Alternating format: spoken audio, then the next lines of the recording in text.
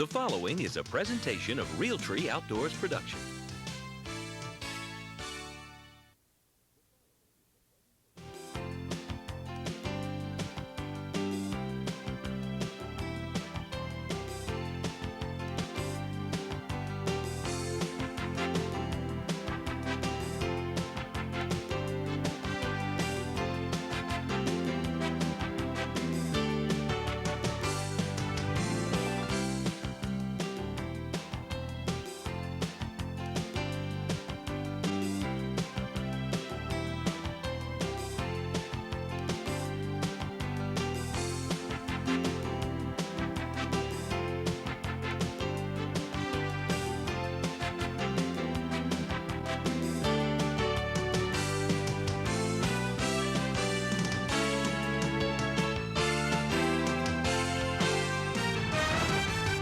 Welcome, folks, to Realtree's Monster Bucks 5 Volume 2. You know, if you folks like Volume 1, I promise you're going to like Volume 2. And once again, I have my two good friends here to share the action with me. And David Blanton, the producer of Realtree Outdoors television show, and my old compadre, he hunts with me a lot, films a lot, but he's also an excellent bow hunter himself, Michael Waddell. And David, we have some great hunts on Volume 2 coming up. Well, I think we've got 13 incredible hunts on this video, and we start all the way back in Iowa. Ben McDonald took a huge buck over a buck decoy. All the way to south of the border, Bill takes a 164 class buck. That was a monster. You know, we have some great hunts, and Montana's been good to us the last couple of years. And, I think what's really neat about Montana, you guys went out in July, you hung a lot of stands for the incoming hunters that were coming in, and it really paid off. You had those deer pretty well patterned from a summer pattern. Time we got there, the 1st September, everything just worked out perfect. Well, what you've got out there in Montana, Bill, is your only cover is on the river bottom, and so there's very little cover in that part of the country. And so those deer are very sensitive to pressure. And if we were to try to go in and hang stands a week, even 2 weeks before the hunt, you're going to bump a lot of deer out of that thin cover, and you're going to alter their movements for several days. So that's the reason we went out in July. The patterns weren't going to change much between July and September. Right. And so we just sort of were ahead of the ball game, and it really paid off. It really paid off big time for us. Something else that I think that I've always liked to see on our videos and our television shows, our Monster Bucks profile. And once again, Dick Idle profiles some of the largest bucks in North America, and Dave, those two outstanding bucks. Well, Dick is an encyclopedia of big bucks in North America, and you went with Dick and profiled some huge bucks, and the one we're going to see in this volume is the Brute from Alberta, 279 non-typical. I mean, how big is that deer? That is huge. I mean, you can't appreciate it until you see him in person. He's unbelievable. And also, from Kansas, possibly one of the largest 8-pointers ever taken. We're going to profile that deer as well. Well, let's do this. Let's get into the action. We're going to look at those two deer, but we've got 4 exciting bow hunts coming up next. Let's take a look. We begin our journey along the Milk River with noted outdoor writer and bow hunter Bill Winke as he makes his way to a prime stand location set up to intercept deer as they travel from bedding areas along the river to lush alfalfa fields 300 yards away. Wind in eastern Montana is a standard option available at no extra cost, and Bill has waited for a favorable northerly breeze before hunting this stand. And several deer have already hit the alfalfa, arriving from different directions. But Bill knew it would only be a matter of time before deer began filtering his way, headed for the same high-protein source. Soon, Bill spots a doe and a fawn across the stubble field, headed in his direction. Bill slowly rises in hope of a mature buck showing up.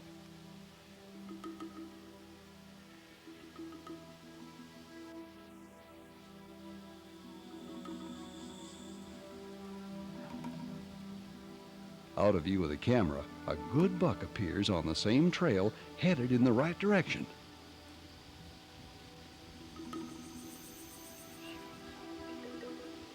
Bill wisely comes to full draw before the buck gets too close, decreasing the deer's chances of spotting movement.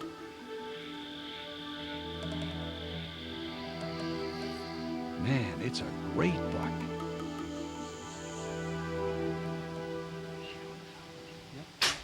A good entry point. Now, the exit may be a little far back, but at least one lung was taken out.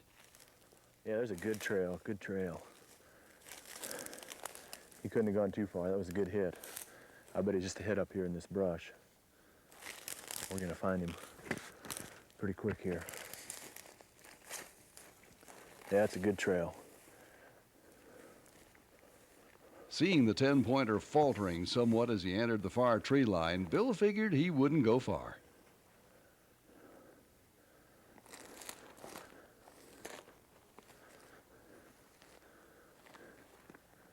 Oh, there he is. There he is.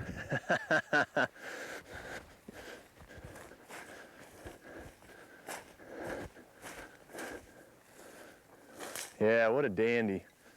Wow. Look at this deer. Boy, pretty deer. Let's take a look in slow motion. As you can tell, the arrow entered forward enough in the chest cavity to collect vitals.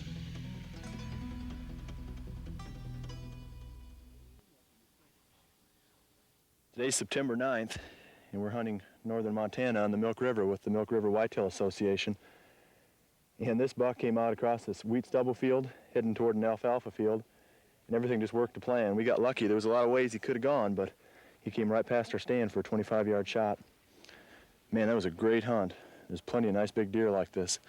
I can't wait to come back up here. Congratulations, Bill. A great-looking buck. Now, let's join David for his entire bow hunting season in Montana. How long? Oh, about 2 hours.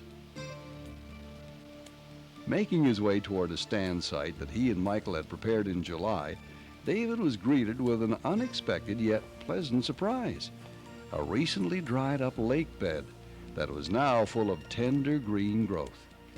David wasn't sure if the deer were onto the new forage, but he was about to find out.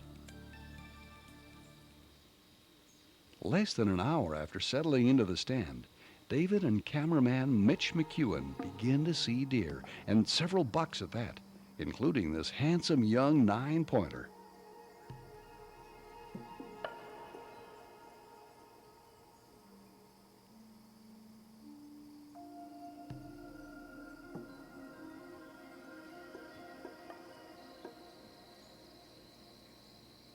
Other good bucks appeared at the far end of the lake bed.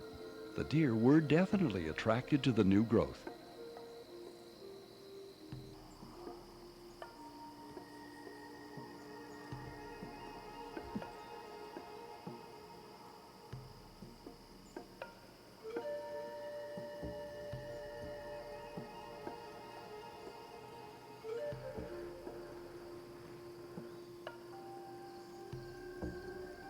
A better buck eases closer to the stand as David ranges him at a little over 30 yards.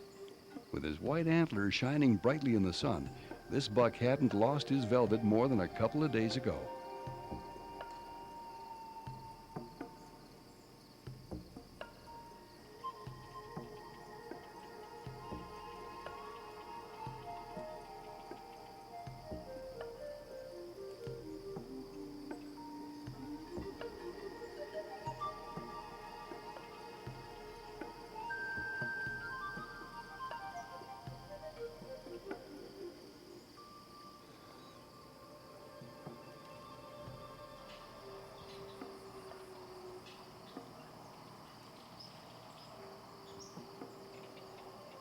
The 9-pointer approaches the larger 8-pointer for what could be the first confrontation of the year.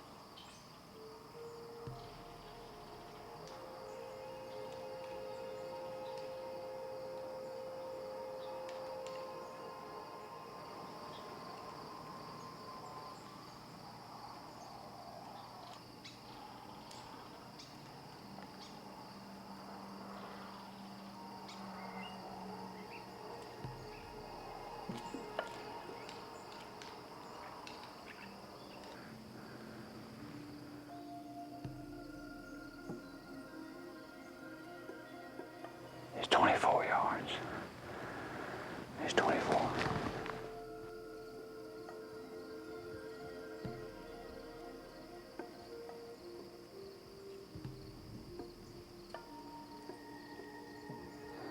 David has decided to take a shot at the bigger buck as soon as he's broadside.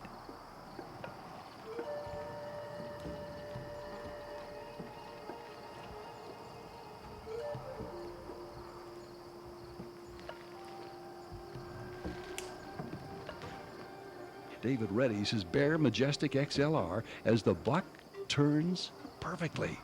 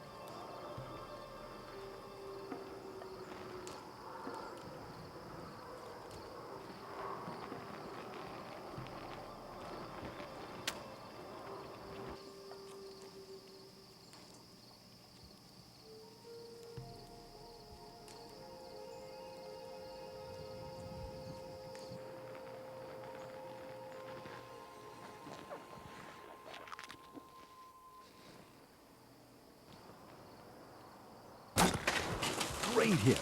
A classic broadside shot. All right. He's hit good. He's hit good, Letter.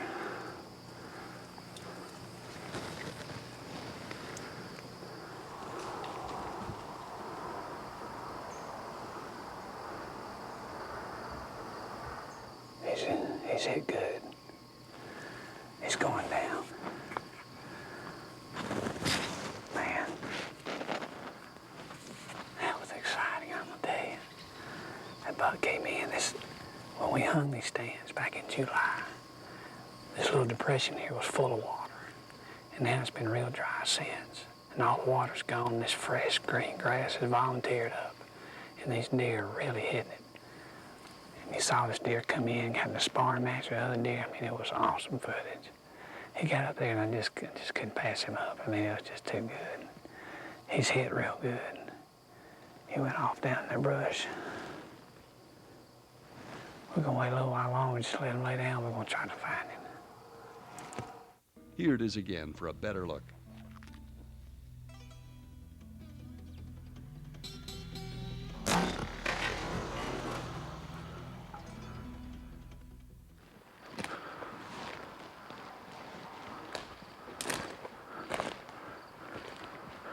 Here's the hair. Oh, there's good blood. Straight as ever. This AFC carbon shaft will see more hunts. It won't go far. Dang Montana mosquitoes might drive me crazy. There's good blood. But he's not bleeding a ton. A little blood here. A little blood. It's gonna be hard to see him in this tall grass. There he is. All right. I thought he came this way. Man, he didn't go far. Fantastic. Golly, what a deer. Man, that is awesome. Way to go, David. Good hunt. Man, what a nice Montana whitetail. I tell you, he probably only went about 200 yards.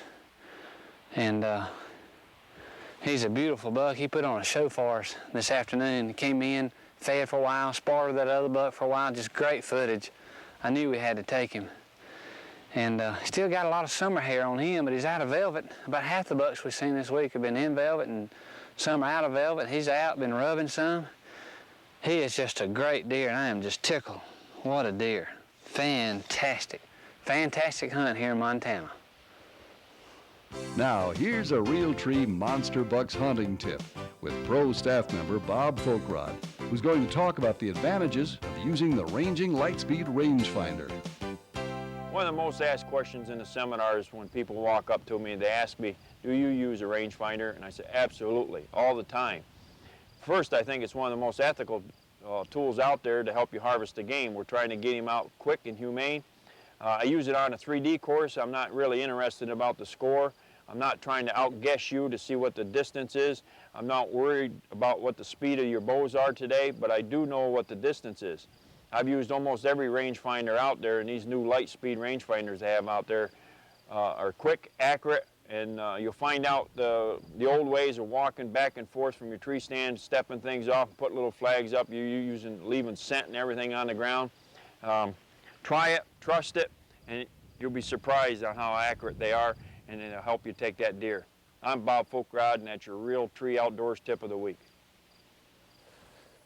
A few weeks later, Bill had a chance to enjoy the beautiful Milk River scenery and to get in a little hunting. Now, Bill's strategy is simple. Find some good cover within bow range of some heavily used trails leading to the alfalfa fields, wait for a good wind, and be patient. We got a lot of cover, blending in real good, and we're going to settle back, and hopefully we'll have a good deer in a little bit. On the third day of his hunt, a definite shooter materializes at the end of the trail. It's a good deer. It's a good deer.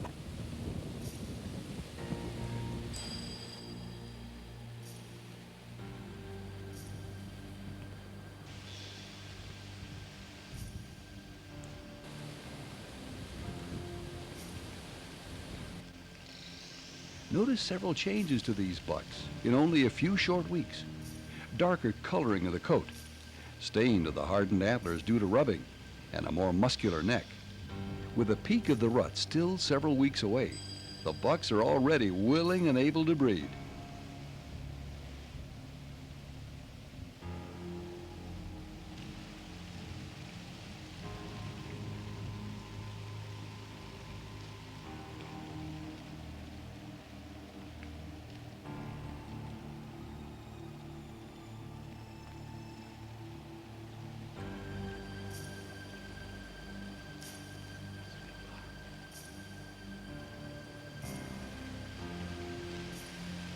The buck is fast approaching Bill's ideal shooting lane. It will be a 25-yard shot.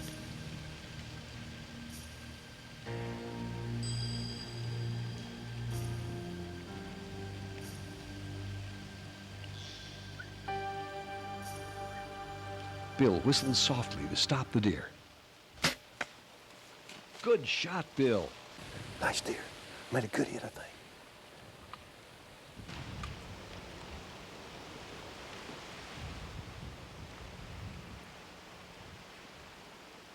I think he's down. He's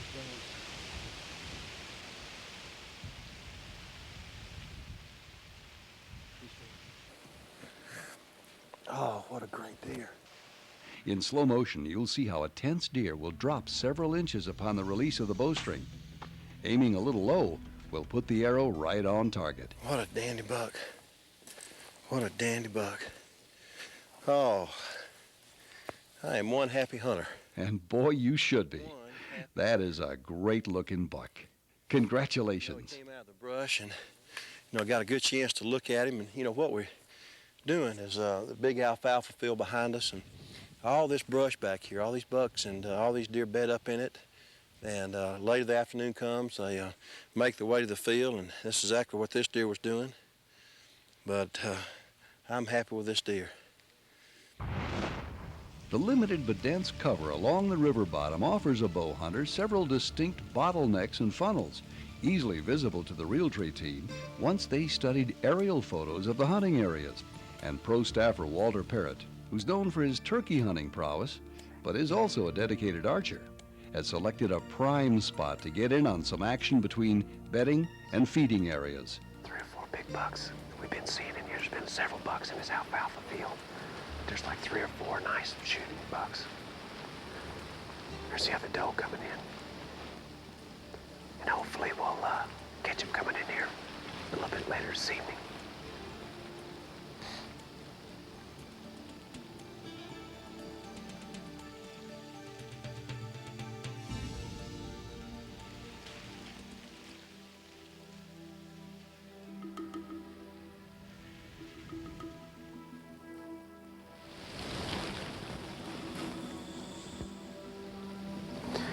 Got a couple of deer coming right over here to the right.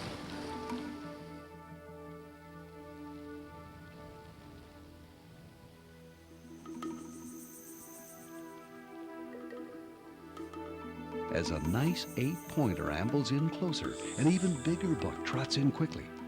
Walter likes the looks of him and comes to a full draw.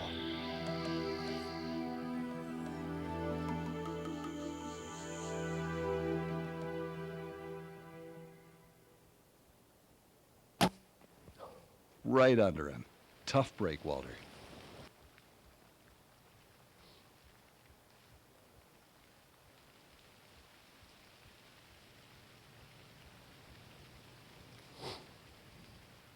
Don't come back.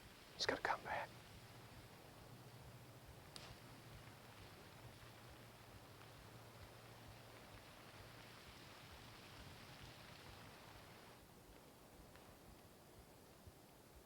Well, he's not going to give you another chance today. Maybe another time.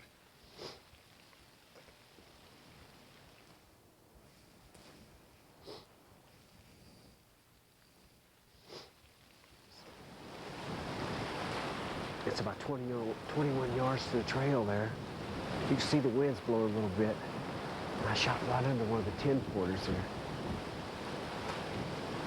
They just bounced off there, almost got another shot at the buck that was behind, but they left out. They're out here in the stubble field now. The bigger buck of the three went in this thicket. Hopefully maybe he'll decide to turn around and come back out the alfalfa to feed, but been hunting several days and got a chance and just couldn't take advantage of it. That's the way it goes. Walter left Montana later that week without filling his tag, but returned again a few weeks later along with bitter cold temperatures.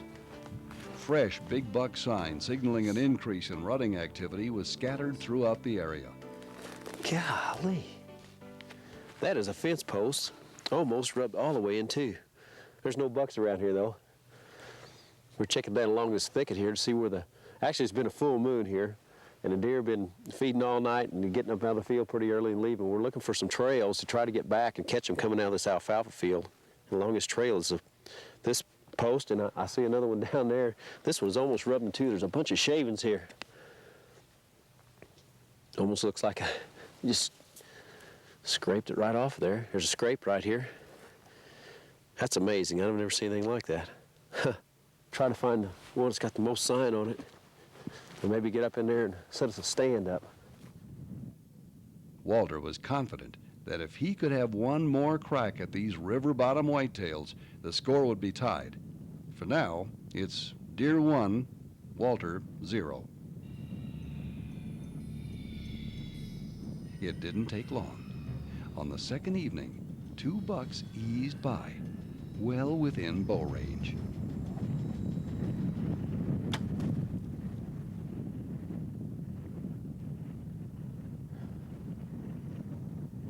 A perfect double lung hit.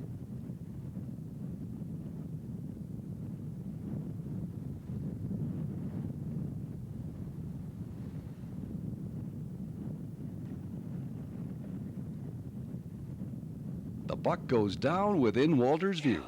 The score is tied, and all ties go to the hunter.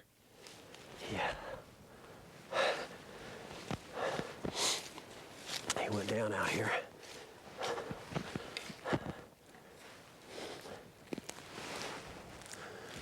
Look at that. What's wrong with that? Not a thing.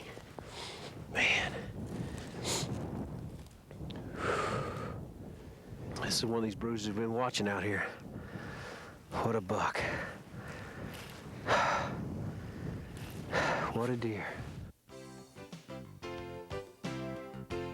Let's join Terry Rahm of Wellington Outdoors for another Realtree Monster Bucks hunting tip. Terry's going to show us how to remain as scent-free as possible. You know, a deer's nose is their #1 defense, and human odor is a hunter's worst nightmare.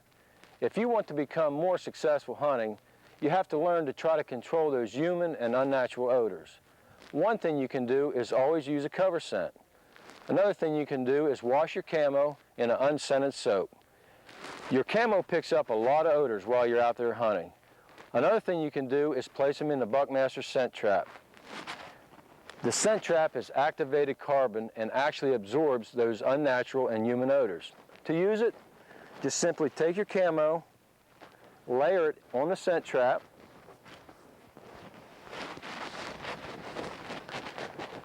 simply roll the scent trap up,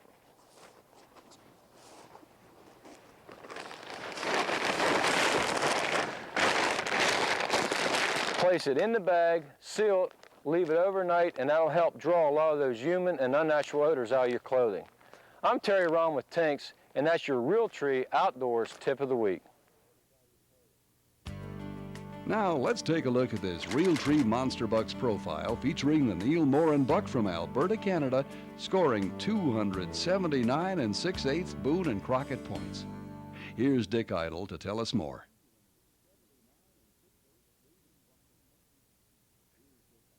You know, when deer season rolls around and we get those deer stands put up, we all sort of fantasize about what kind of buck is going to come walking by our stand. And I don't know about you, but this buck sure works for my fantasy. This is truly one of the greatest non-typicals of all times. He's a recent kill that scores 279 6/8, but this is truly a buck that has it all. He's got spread, he's got mass, he's got character, and he's got brow tines that exceed most anything that I've ever seen. He was killed by Neil Moran in 1991 in the Peace River country, which is up in the extreme northwest part of Alberta.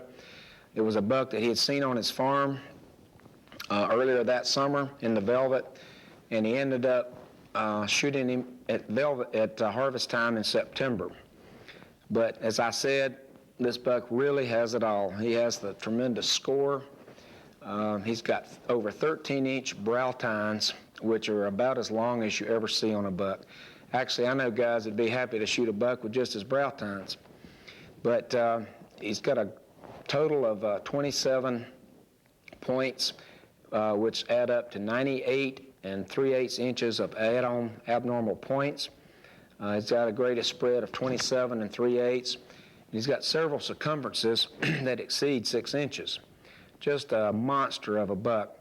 And even with the drop tines that he's got, you know, he has another one right here that was broke off, which would have even added more to his score. You can also see on the end of these drop tines here where the velvet was injured, and he has the black caps on both sides, you know, that stuck to the antlers. But, you know, this is really indicative of what Alberta's been producing in the last couple of decades. It's turned out to be one of the top producers of non-typicals anywhere in North America, and I think this is just a tribute to what Alberta's capable of doing. Well, I have to say one thing. The hunters in the last group, I think they all had their bows dialed in, including you and David. I tell you what, I think that's what's really fantastic about that. We had some good archery shots out there that do a lot of practicing, but, you know, I think they were all high percentage shots. I think that's the key anytime you do bow hunting. They want it wrist shots or bad shots. High percentage is a good word for it. So, you know, it came out good, but... I tell you one thing that really helped me bow hunting this year was that new Ranging Lightspeed rangefinder. That makes things a lot simpler, doesn't You it? talking about boost your confidence when you can zero in 32 yards, 28 yards, it really makes a difference. You know, it really does. I think that's one thing right there, you know, knowing your distance. Sometimes on a sloping hill or upper hill as you're facing, you know, sometimes you don't know your judgment, but that ranging unit worked perfection all year long. Yeah, It really sure did. Well, David, you know, we've got some great hunts coming up, and we're talking continuing bow hunting a little bit. Iowa's one of our special places to go with Ruby Custer and Judd Cooney. And a good friend of ours and Realtree Outdoors is Ben McDonald, a pitcher from Milwaukee Brewers. And, you know, Ben is one of these guys that didn't play baseball and get into hunting. He's hunted like we have, you know, from an early age. Very enthusiastic, but he had a hunt of a lifetime. I tell you what, Ben and cameraman Mitch McEwen, I think the first afternoon they were out, had an encounter with a brute, like a 165 buck, came in.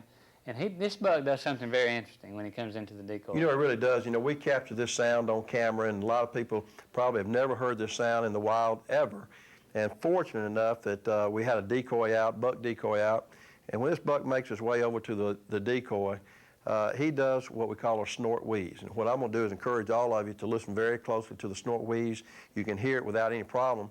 But what a snort wheeze is, when he saw that buck decoy, it's kind of intimidation factor. He's trying to intimidate that other buck, that lesser buck, really to get away from there. That's exactly right. That's his territory, that's his land, and that's something I think in all the years we've been filming, that's the first time we've got it on camera. But, you know, in addition to that, we got two great hunts from Canada coming up as well. Well, Howard Barnes, a good friend of ours from Florida, joins us up in Saskatchewan on the Northway Outfitters hunt on the Indian Reservation. He took a tremendous deer with like 9-10 inch brow tines. Right. And then also, Pro Staffer Joe Drake had a real good hunt in Saskatchewan with Harvey McDonald. You know, both those are great hunts. And, a lot of times people ask us, Joe has been a friend and one of our pro staff guys for many years, but, I often have a lot of people saying, well, how can we hunt with you and do stuff like this? Several years ago, we met Howard on a hunt up in Canada at Northway Outfitters, and one of our favorite places to go with those guys. And Howard booked his hunt at the same time we were back in camp, and we put a camera with him, and everything just worked out great. And we've formed a friendship for life, I believe. We really have, and he wants to know when we're going this coming year. But, we're also going to profile another deer, and David, that's a huge deer. Well, this is the 8-pointer that everybody around the country is talking about. It possibly could be the world's largest 8-pointer ever taken. And so let's just take a look at the hunts coming up from Iowa and Saskatchewan, and then with Richard Engelken with the 8-pointer from Kansas. Here we are down here at the south end of the alfalfa field. On the way in, the stand's right out there in that island, I guess about 200 yards from here, that little patch of woods to the south end down there. On the way out this morning, I noticed a fresh scrape on the way out this morning. Wanted to check it on the way in this afternoon, and it looks like it's been freshened since we were last in here. If you'll notice that limb right there, it looks like he broke that limb off right here since we were last in here. Knocked it down right there in the middle of the scrape, so there's definitely a nice buck used in this area in here, and hopefully he'll come out this evening. Ben McDonald grew up hunting and fishing around his home in Louisiana and continues to take the time to bow hunt as much as possible once the baseball season ends. Hunting over buck decoys during the pre-rut can be super effective when mature bucks are defending their turf. And this is Ben's game plan this afternoon. All right, I'm gonna set this this buck decoy up here on the point, right here, right out in front of the stand, about 15 yards, I guess. I'm gonna put him in. You'll notice I've got the rubber gloves on, trying to mask my scent a little bit while I handle this decoy. Squirt some of this Tank's Dominant Buck Lure on here. Lift this tail up. Looks good. We'll get up in the stand and see what happens. Ben climbs into the stand and readies himself for the afternoon's hunt by securing the game tracker safety belt around his waist. An interesting note on Ben, he shoots a bow right-handed, yet he's left eye dominant, hence the eye patch for his left eye at the time of the shot.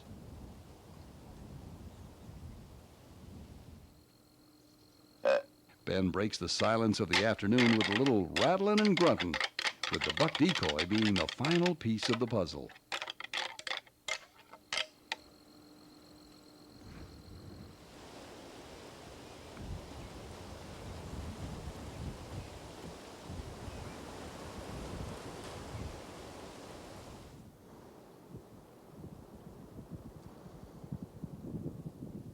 While glassing the thick brush bordering the field, Ben spots a huge body.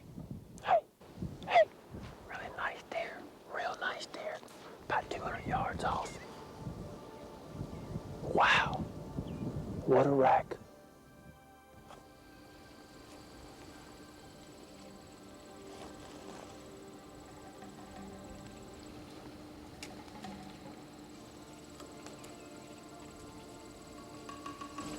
The big bruiser sees the decoy, yet seems almost unconcerned by its presence as he begins to circle in. As we're about to see, looks can be deceiving. The buck approaches the decoy.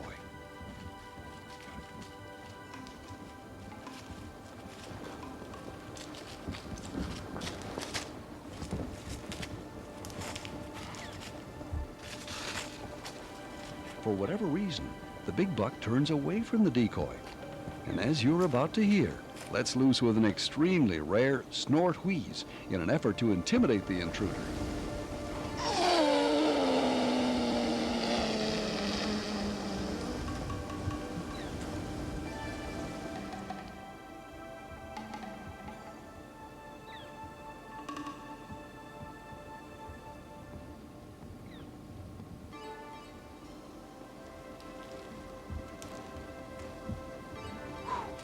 he resumes his course towards the decoy. Ben will get his shot.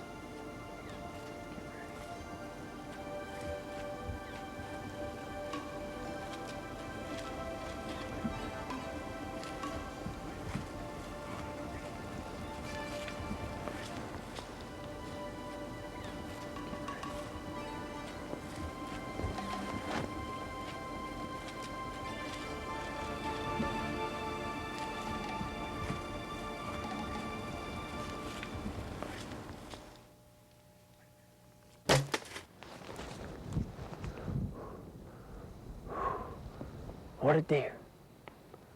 He's down. He's down.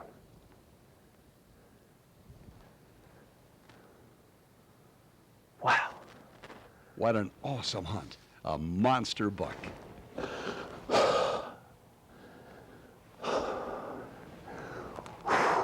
of a deer. I'm so nervous I can't even stand up.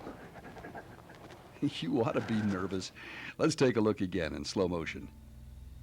Even though the shot was high, the arrow caught the main artery along the spine, causing the deer to go down quickly.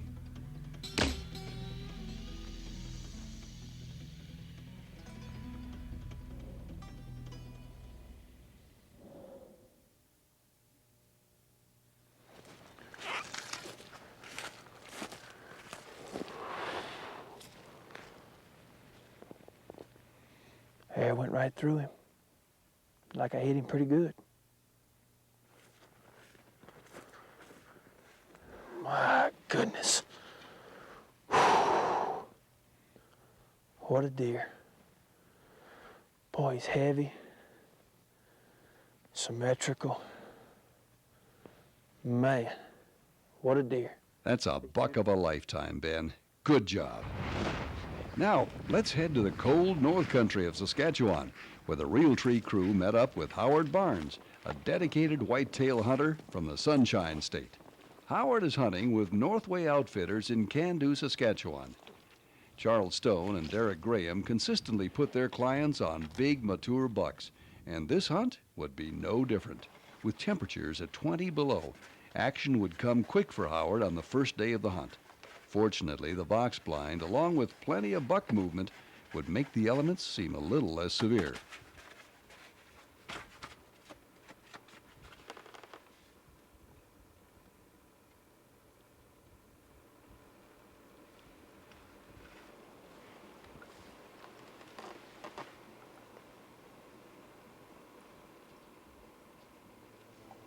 A coyote prances across a frozen pond. Later that morning, things begin to heat up. Well, in a deer kind of way. Not quite what I want to shoot on the first day.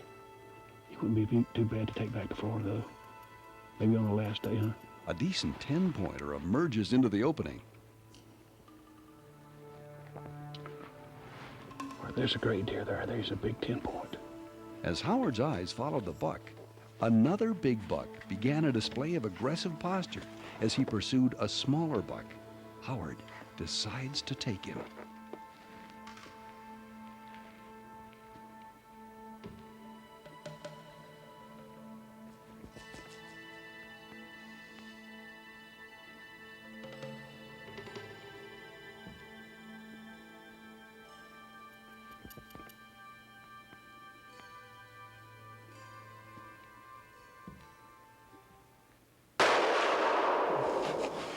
What a shot. There'll be no tracking job today. Now, we gotta see that one again in slow motion. Let's take a look.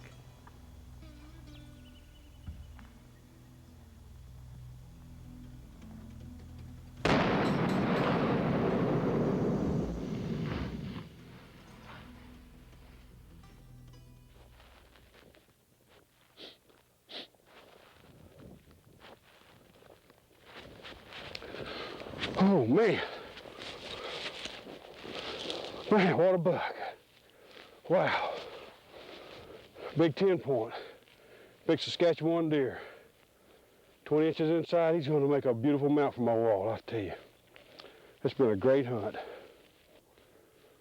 Wow, what a great deer. It's what you come to Canada for. It's worth the cold, everything. It's great. This is Canadian hunting, man. This is it. Thanks, Howard, for letting us tag along.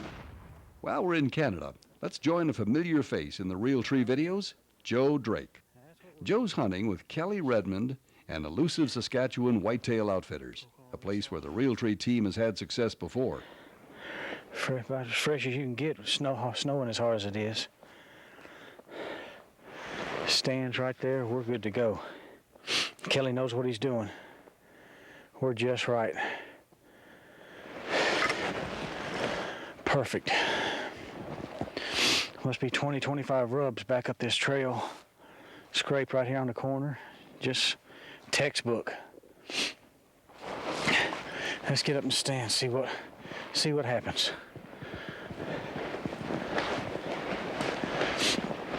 Joe's impressed with the amount of sign in the area around the stand. Let's see what happens.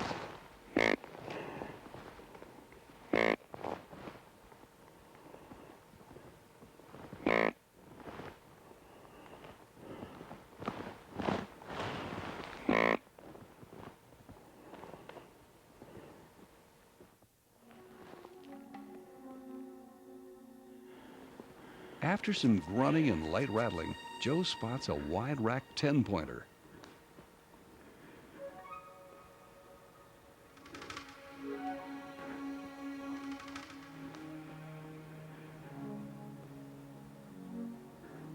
Joe likes the buck and takes careful aim.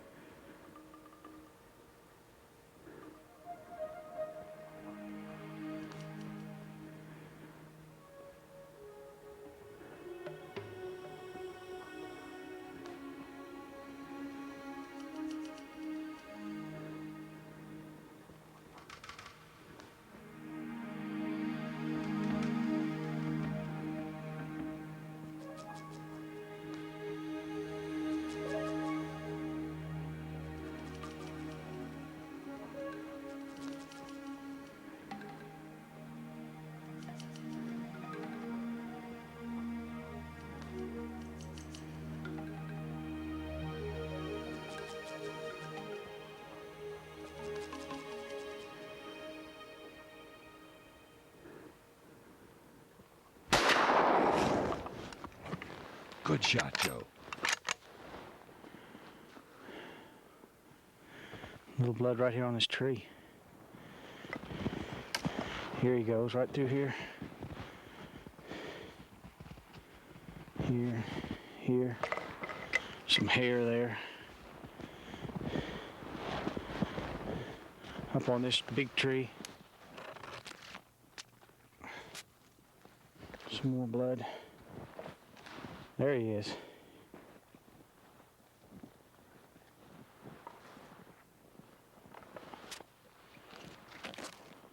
Oh, look what a body on a deer.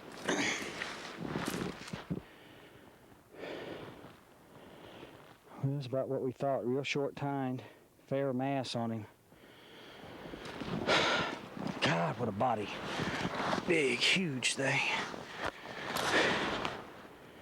Way over 200 pounds. Probably closer to 3.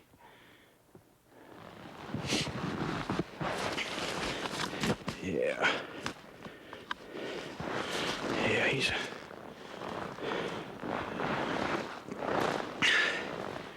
he looks old. Probably seen better days. Congratulations. You want to see the largest 8-pointer ever to be entered in the Boone and Crockett records? Well, this Realtree Monster Buck profile features the Richard Engelken buck from Kansas that scores 181 4/8 net typical points. My name is Richard Engelken. I'm from Seneca, Kansas. I harvested my deer in Nemaha County. I harvested a typical 8-point with 20 to 4/8 inch spread, inside spread. His G2s are 16 inches long. His gross score was in the 190s. His net score was 181 4/8, and he weighed live weight 253 pounds.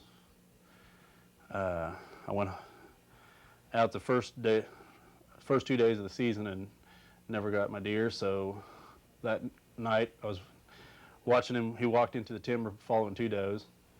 The next morning I went out and hunted in the same area, and he came out of the same hardwood timber out into the pasture about 150 yards out, and I shot him with my .30-06 Winchester.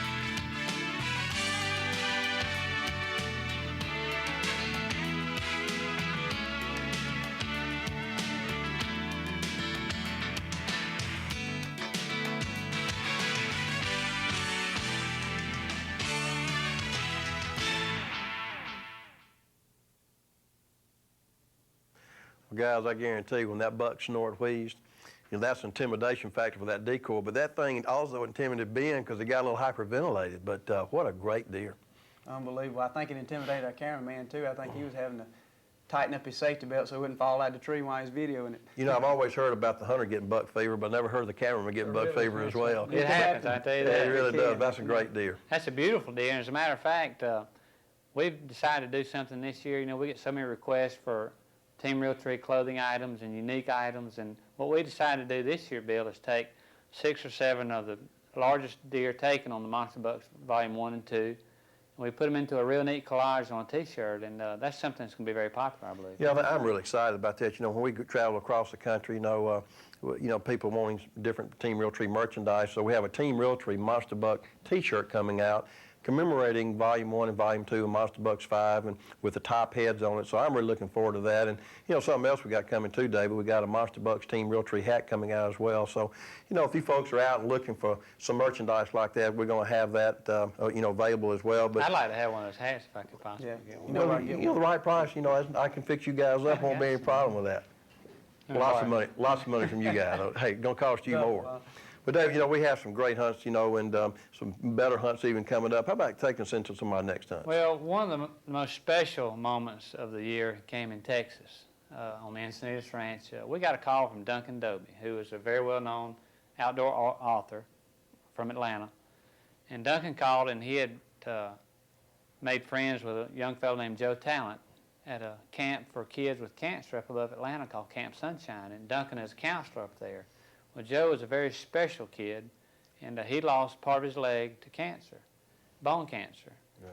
And he's a huge fan of Realtree and Bill Jordan, and all he wanted to do was go hunt deer with the Team Realtree guys. And so we decided to take him to Texas, and he's a great guy. I tell you, I think that's, you know, we talk about the hunts we've been on over the years, and we've had a lifetime of hunting experiences, but I think without a doubt for me, that's probably the most memorable hunt I've ever been on, is to take a courageous 15-year-old, as you mentioned, have lost part of his leg to cancer, and he has not let that get him down. And to see the expressions of that young man looking at deer, and he took a nice deer, which is even for the better. But I tell you, that was very special to my heart. A very nice hunt. You know, Michael, we got some other great hunts coming up as well. We did, Bill. We got some really good hunts in South Texas this year. Sammy Kershaw got a chance to hunt with us again this year.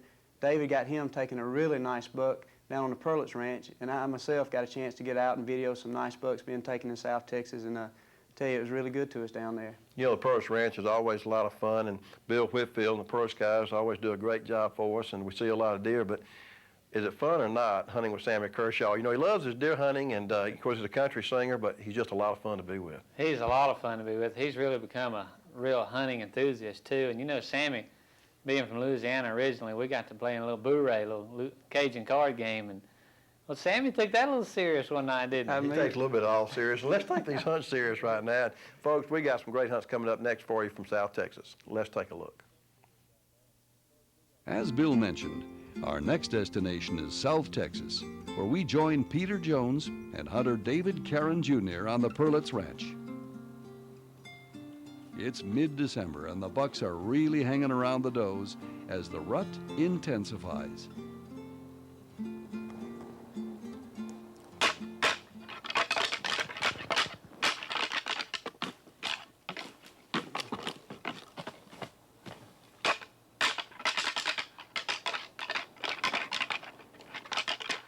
Rattling while looking down a long, straight sendero is a proven tactic in the brush and mesquite country. Visibility is excellent, and bucks will often take advantage of this to spot other deer, hopefully a hot doe.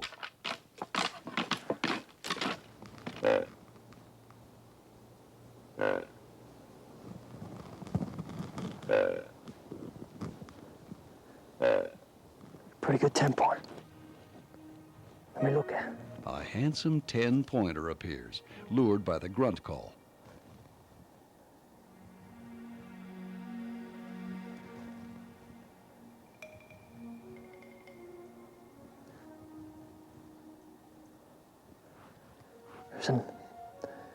I think I'm gonna pass on him. There's a better 8-pointer coming right down behind him.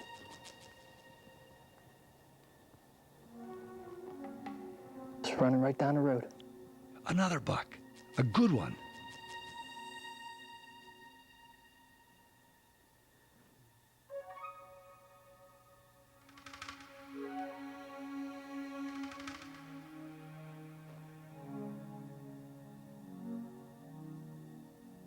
David studies him closely.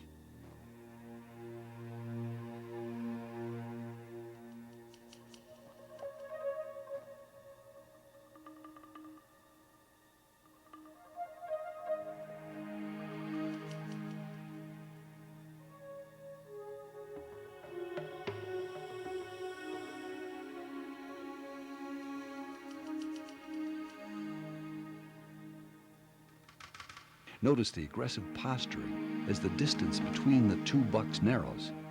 David can see several more deer filtering into the road, so he knows that the next good shot on the buck needs to be taken.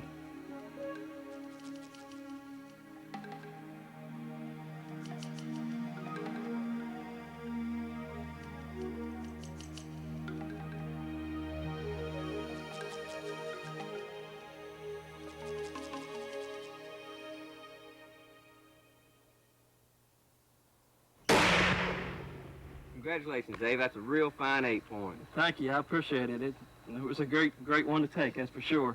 He was coming on down the road there, and there was a 10-pointer in the sendero there, and I decided I didn't want to take him. He wasn't what I was looking for. And this one here definitely was. He was a good management deer at Perlitz Ranch. He's gonna be right there at 130. Right, big, mature, Mhm. just a fine deer to take. Excellent deer.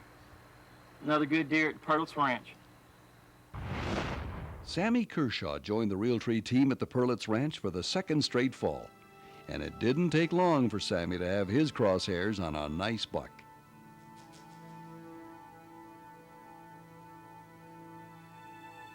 If you've ever experienced dense fog in South Texas, then you can appreciate a cameraman's dilemma when visibility is reduced to mere feet. Seems like Sammy had this fog problem the year before. Anyhow, this is a really good Texas buck with good mass.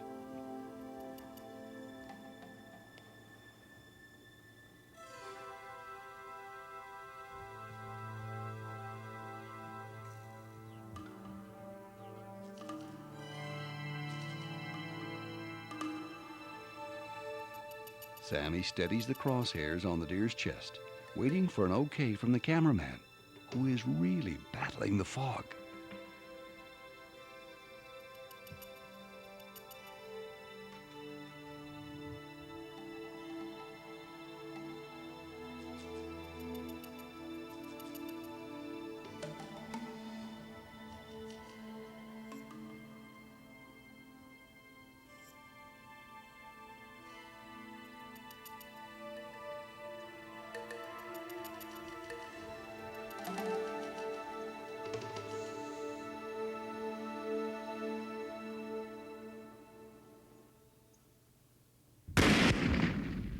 Good shot, Sammy.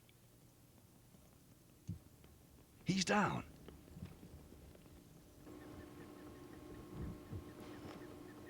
What a shot. It's a good buck. It's a good buck. Let's go get him. Congratulations, Sammy. Well, I'll tell you, last year, it took me a couple of minutes to find that other one and run off. I know where this one's at. I can walk right to him. And there he is, baby. I knew we were gonna find him. There was no way he didn't run off. Look at there. What do you think about that horse? He's a good one. Boys, tips are nice. And, I mean, he's a pretty deer. I got one running around, but he's all white. This one, his tips are white. I ain't seen that. That's pretty wild looking, man. Now let's join James King Sr. and guide Mike Thomas up in the hill country of Texas. A big box-type blind, such as those used frequently in Texas, are great for different reasons. One, they minimize the amount of human scent downwind. And two, they conceal movement very well. They also allow a hunter to remain comfortable during bad weather. Yeah, see that red, where that red grass is, right between there and here, there's a bunch of green stuff, and those does are feeding on that. We'll get some does in here, we'll get one of those bucks in here, I hope. Good. They're gonna come pretty early, so let's get on set up. We got a nice day for it. Yeah. Overcast makes it good. Mm-hmm. Let's get in there. Good blind. Okay. There we go.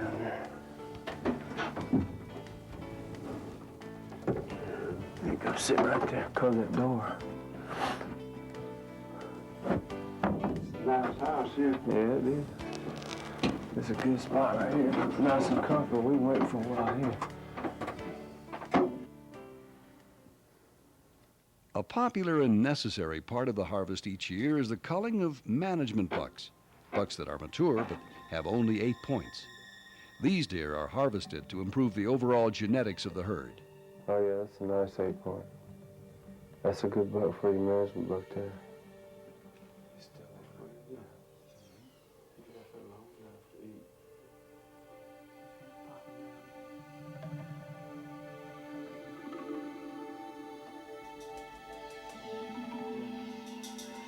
This is a great management buck. And boy, he's really on the trail of a hot doe.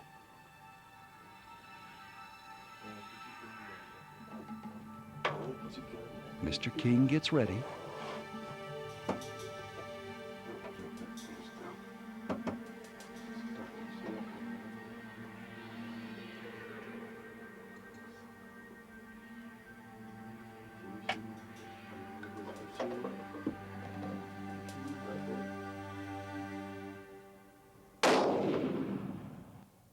Good shot.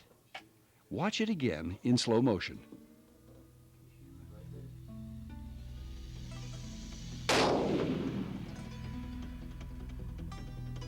Good hit. Should be right in here, Dad. It was right here when we shot. Here we go, right here. Here we go. Yeah, looking good, ain't it? There's some more here. Looking real good. There he is right there. Yep, he's down. All right. See what we got. Yeah, he looks good there. He looks good. Too far.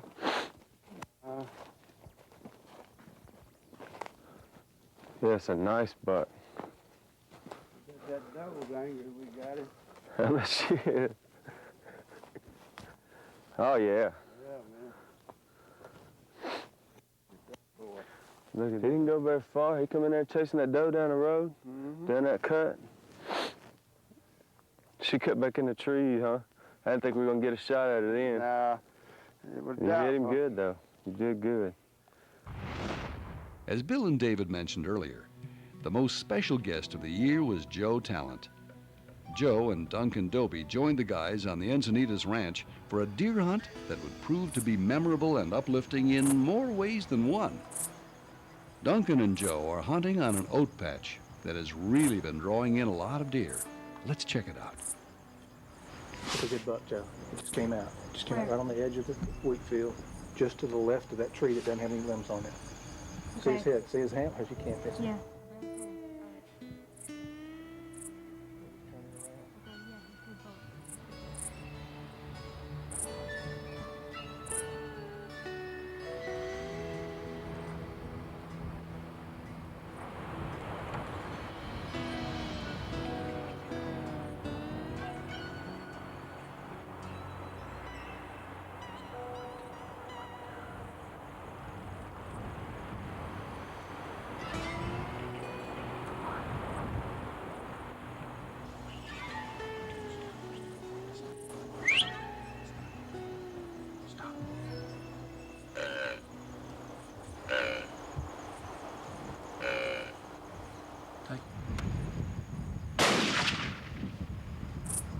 Get another bullet in there. Get another bullet in. You got him. You hit him. Okay, he's running. He's running. He's running. He's going to the right. You see him? Yeah. Okay. He's going down. He's going down. You got him. He's down. Way to go, Joe. A dream comes true. Now that is the true meaning of a trophy. Over here. Yeah, he should be right over here on the other side of this brush pile. There he is. I see a tail. There he is, Joe. He's down. He is down. Right where we thought he was. Yeah. He didn't go far. Oh.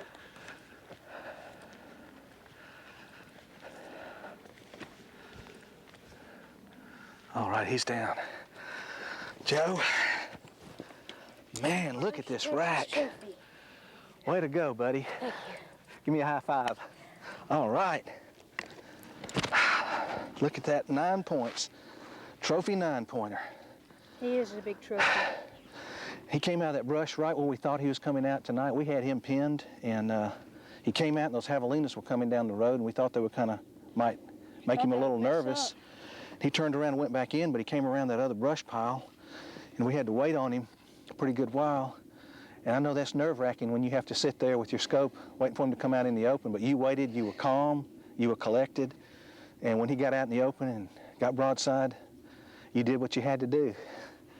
Your first Texas buck. It's a big one. And boy, I tell you, a lot of grown men I know hunt all their lives and never see a buck like this. Well, I know he'll be hanging on your wall with pride, and I know Bill's going to be proud. I can't wait to get him back to camp and show Bill. Me either. See if Bill killed anything better. Bill is going to be happy, and I know you're going to be happy. Your first Texas whitetail. I'm very Hopefully it'll be the first of many. Yeah. You plan on coming back out to the Encinitas anytime Every soon? chance I get.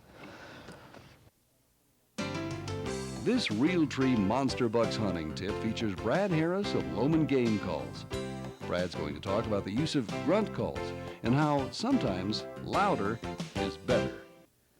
You know, we all know how effective grunt deer calling is, and I would not go in the woods without a grunt deer call. Wouldn't even think about climbing up my tree unless I had a grunt deer call with me. And I think most hunters are that way. But you know, there's days that I can blow a grunt call and deer just simply won't hear it because of how windy it is or the range that I'm trying to call. Hunting a lot of open country, I found out that I needed some extra range to get deer to come in. Or windy days in the timber, I needed some extra volume to make bucks hear my call. If they can't hear it, they won't come. That's why we designed the Realtree Monster Bucks grunt call. It's got the little funnel on the end, the Realtree funnel that allows that high tonality sound to echo out and cover a lot of ground. It has the no-stick reed system. No matter where you hunt in the country, no matter how cold it gets or how wet it gets, this call is not going to stick or hang up on you. It's a good close-in call. Does the soft coaxing sounds very well, but where it's really got it is a long range, reaching out there, calling a deer at long distance. Now you got a full range call that'll work for you in any kind of weather condition. Now you're going to have deer hearing your call that have never heard your grunts before. Give the Monster Bucks call a try. I think you'll find more deer responding to your call this fall. I'm Brad Harris, and that's your Realtree Outdoors tip.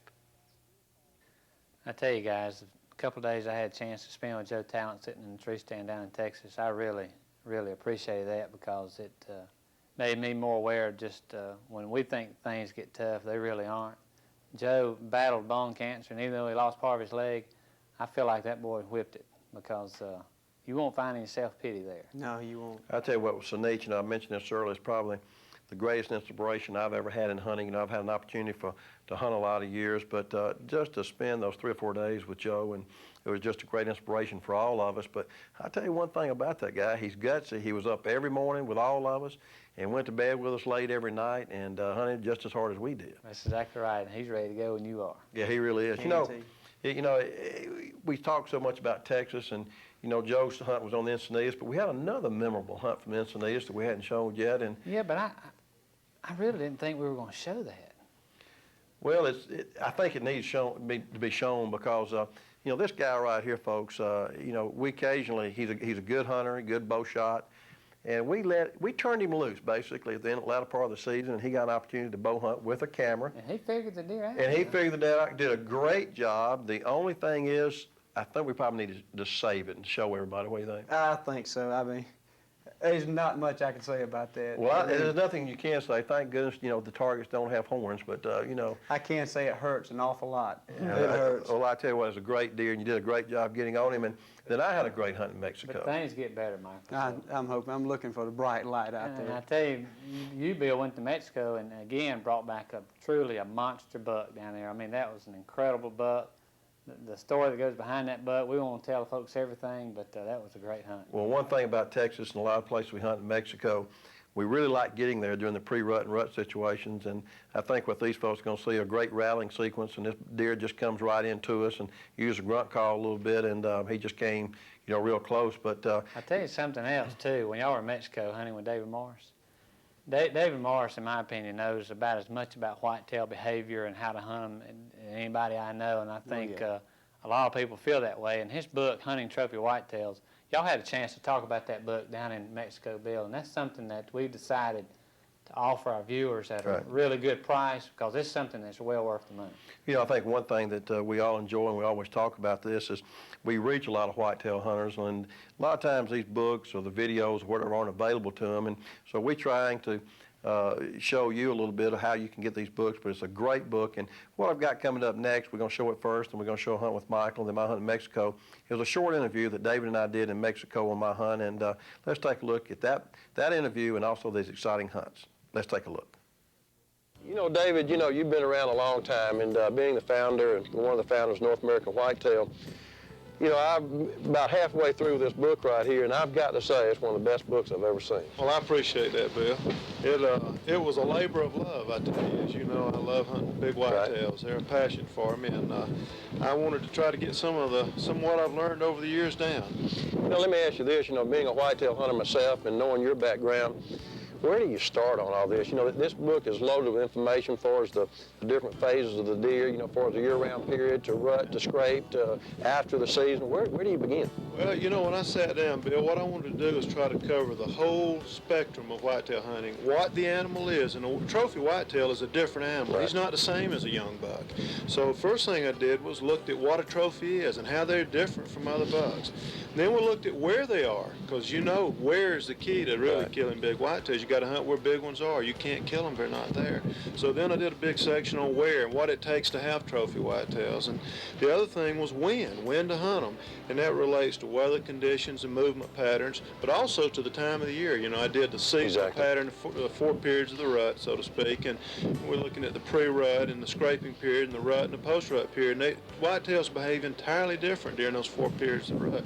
So we looked at that, and then we looked at how to hunt them. And whitetails, trophy whitetails are different. Because they are, you have to hunt them differently. And we got into the tactics on it and looked at it, and got a big section on how to hunt them. So I tried to cover all aspects of hunting trophy whitetails in that book. More oriented to ground cover for bedding than they are the overhead canopy, so they can lay anywhere out here in this ground. In Hunting Trophy Whitetails, David breaks down into specifics all aspects of challenging mature whitetail bucks.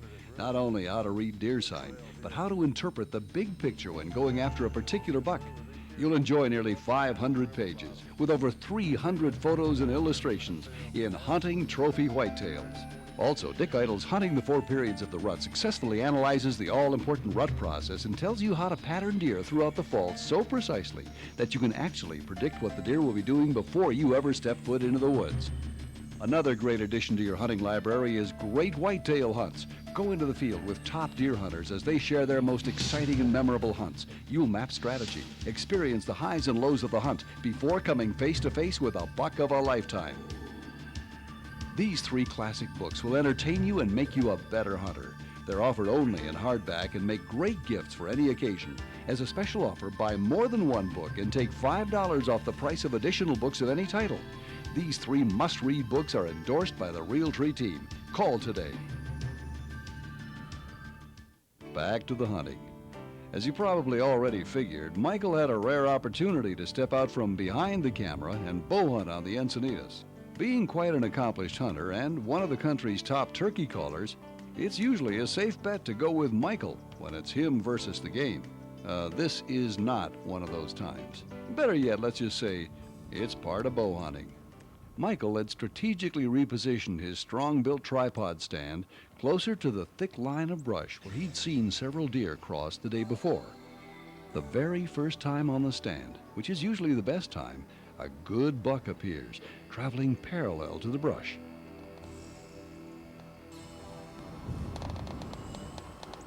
There's a big deer.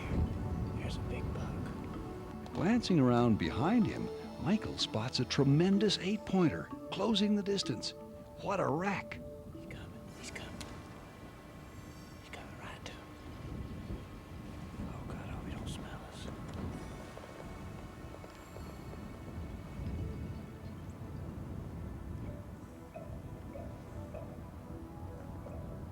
Michael slowly gets into position.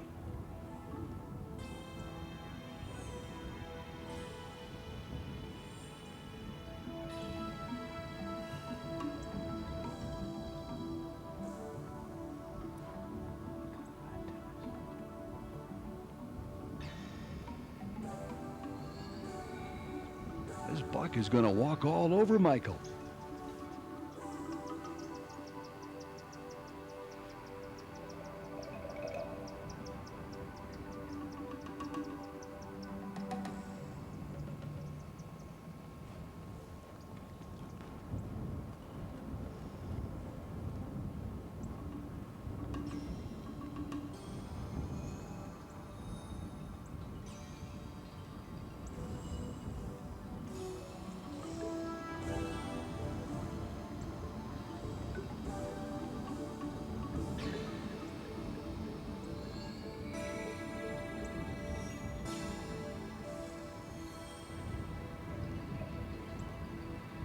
With the Realtree Extra Brown working perfectly, Michael comes to full draw undetected. The buck is only 10 yards away.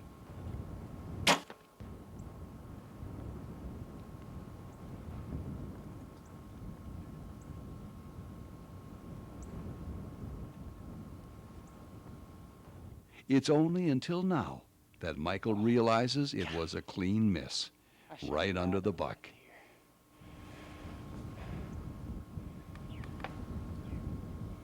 I mean, he come in perfect.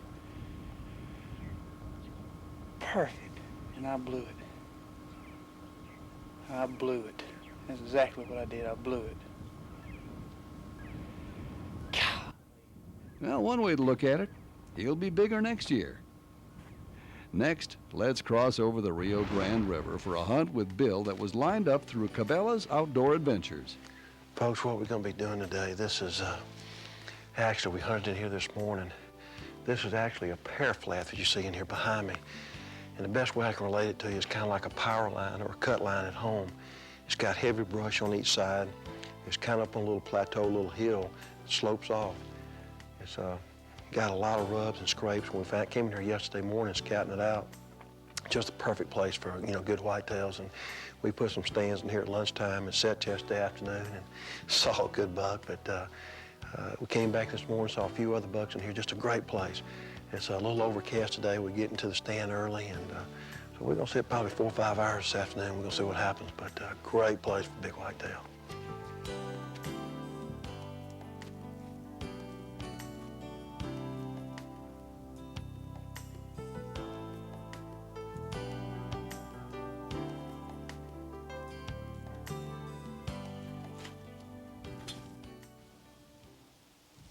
Glassing the area thoroughly, Bill hopes to spot a glimpse of a big buck he had seen and mistakenly passed on the day before. Only until the footage was replayed back at camp did Bill realize he'd made a mistake. As luck would have it, the big boy returns. What a buck. No doubt he's a shooter. Bill gets a good look through the Simmons binoculars.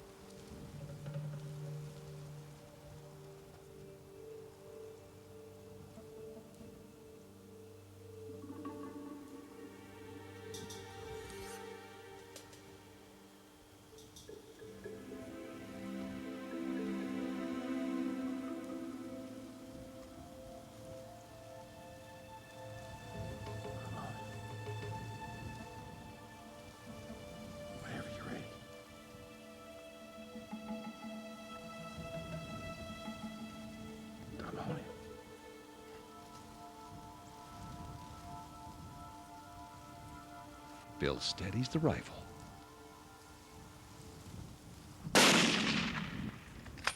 Good shot. Oh, that could be a great shot. Oh, folks. Whew, that is a dandy, dandy buck. Bill now knew he had a great Mexico buck.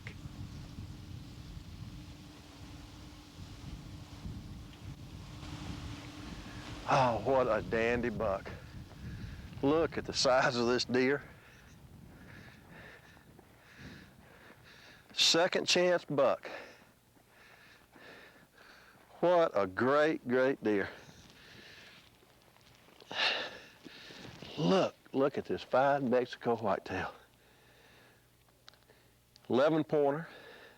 Got a point right there for the 11th, but look at the tine length in here. Good G4s, good brow tines, got good mass, good spread. Nothing wrong with this deer at all. I am very proud to take this deer. You know, it's very seldom. I saw this deer yesterday afternoon, and he kind of fooled me a little bit. You know, we've been seeing the ranchers have been seeing a good deer in here, and actually bigger than this deer. And so when I saw this deer yesterday, I kind of underestimated him, and I let him get away from me, and I went back in and looked at our footage last night, and I said, I made a mistake, and I said, if I see him again. And I was very fortunate he came back, but this is a great deer. David, if I just could have got a little closer shot. Yeah, like 7 yards. I mean, yeah, you know, 10 yards is a little too much. You know something we figured out on this Texas deer, you're better off to aim a little low because they are going to duck. Right. Arrows released, but at that distance. At 10 yards, I don't think they can get much on that 280 feet a second bow I had, so Hey, you don't get it over. Well, from one cameraman to another, it gets better. And I hope so. I hope so. We've all been there. It hurts. Well, the thing about it, we always keep trying, and that's what's hunting made of. And thank goodness I've never missed. We would never show one of your misses. Well, I'd fire you if you did. No, I tell you, that's part of bow hunting or any kind of hunting. And the best things you can do is just always try to be prepared as best you can. I know that you were, just circumstances just wasn't right, but. What I want to say is, anybody have a thermometer? I need to take his temperature because that's the truth. For him to pass that deer up the day before. Can you believe that? What a deer! Go ahead, Bill. Tell us what you was I was sick. No, I tell you what. We had found this place in Mexico, and we'd gotten off the regular stand. We were hunting, and Mitch and I, Mitch McEwen, our cameraman, Mitch and I got off the stand one morning and just went rattling, just walking and setups. And we got up to this place that just looked like deer. It had a lot of scrapes and rubs and licking branches, and we were sitting on the ground, actually backed up in some mesquite brush, and started rattling and grunting, and within an hour, this was truth, we rattled up 6 different bucks. And so that afternoon, we moved the stands in the same place, and really about the first time I'd hit the horns, this buck comes running in, and well, the rest is pretty much history because it was, man, what a deer. Well, the thing is, though, can you believe I got him back in, grunted him up the second day, for the shot. So, but it was a great hunt. Yeah, I tell you, this has been a great year, and I tell you what, something we don't need to skip over is the fact that we are involved in NASCAR again full time. Dave Marcus, number 71, Realtree car. Well, last year we started off, and Richard Childress and Earnhardt and Dale and Mike Skinner, good friends, and we sponsored, Mike on his 5 races last year and did well. And this year, Rich and I put a deal together with Dave Marcus, and Dave has just been one of those steady veterans, and we're glad to be associated with him in Winston Cup. So we're looking forward to the rest of the year to see how that goes. Well, it's been a great year. It really has, and I want to thank both of you for your patience and all year long. Our camera guys did a great job once again. I think any time that you take 30 deer in one hunting season and one fall on camera speaks a lot for all the guys who are involved in filming. So I got to thank all our cameramen. But, I think one of the most important things we always learn when we're out, we always talk about meeting new friendships. And, our outfitters and our guys did a great job. And what we're going to be doing at the end of the video, we're going to have all the telephone numbers and addresses up once again of all the places we hunted this past year. And if you are interested in hunting in these places, give these folks a call. I think you're going to find most of them real reasonable on pricing, accommodations, food, and exceptional deer hunting at all the places we've been. But guys, I want to thank y'all once again for sharing the moment with us here for this video. And David, I'm already looking forward to Monster Buck 6. Well, I am too, and I appreciate you having us. It's been a lot of fun. It's always a lot of fun. Next year, you going to pay me? Nope. Oh, really? Hey, when you make the good shot on the deer on video, then we will do that. Okay, I try. Well, folks, I especially want to thank you for being with us today. We've had a great time on our Monster Buck series, both Monster Bucks 1 and Volume 1, Volume 2. And I want to encourage you, whenever you have an opportunity, to take a child out. Get him outdoors, get him involved, get him a part of our hunting heritage. And as I always say, when you have an opportunity, take a child hunting and fishing so they too can enjoy the outdoors. For David Blanton, Michael Waddell, I'm Bill Jordan, and we hope to see you next time right here for more exciting videos from Realtree Outdoor Productions. And later the afternoon comes, they make their way to the field, and this is exactly what this deer was doing. But I'm happy with this deer. Got lucky. There was a lot of ways he could have gone, but he came right past our stand for a 25-yard shot. Man, that was a great hunt. There was plenty of nice big deer. It was 8 degrees this morning. The wind blowing about 20 miles an hour. We felt like we was on that stand. Man, what a nice Montana whitetail. I tell you, he probably only went about 200 yards. What a deer. Boy, he's heavy, symmetrical. Wow, what a great deer. It's what you come to Canada for. It's worth the cold, everything. It's great. This is Canadian hunt, man. This is it. Nice deer. He said he was in here to be a pretty good deer. And everything worked out just perfect this afternoon. He came out right where we thought he was going to come out. Came right out of the brush line. I was having... It's a good-looking buck. You bet.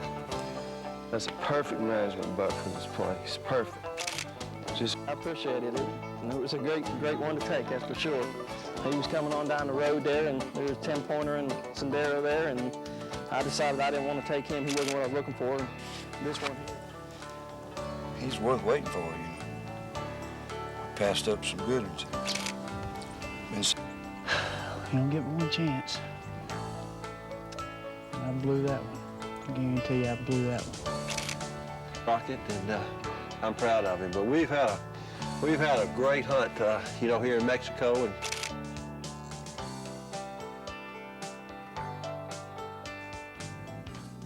September 9th, and we're hunting northern Montana on the Milk River with the Milk River Whitetail Association. And this buck came out across this wheat stubble field, heading toward an alfalfa field, and everything. Goodness. What a deer. Boy, he's heavy, symmetrical. It's been a great hunt. Wow, what a great deer. What you come to Canada for. It's worth the cold, everything. It's great. This is Canadian hunting, man. This is, yeah, he's.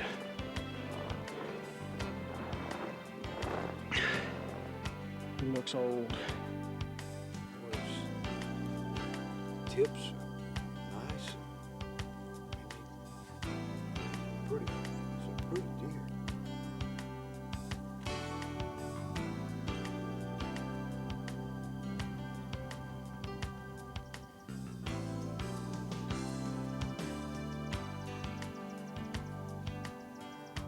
Very seldom. I saw this deer yesterday afternoon, and he kind of fooled me a little bit. You know, we've been seeing well, the ranchers have been seeing a good deer in here, and actually bigger than this deer.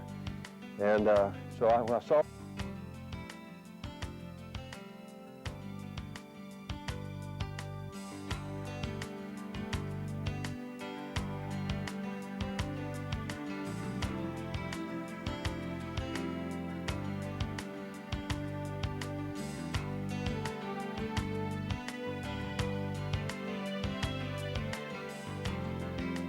This has been a Realtree Outdoor production.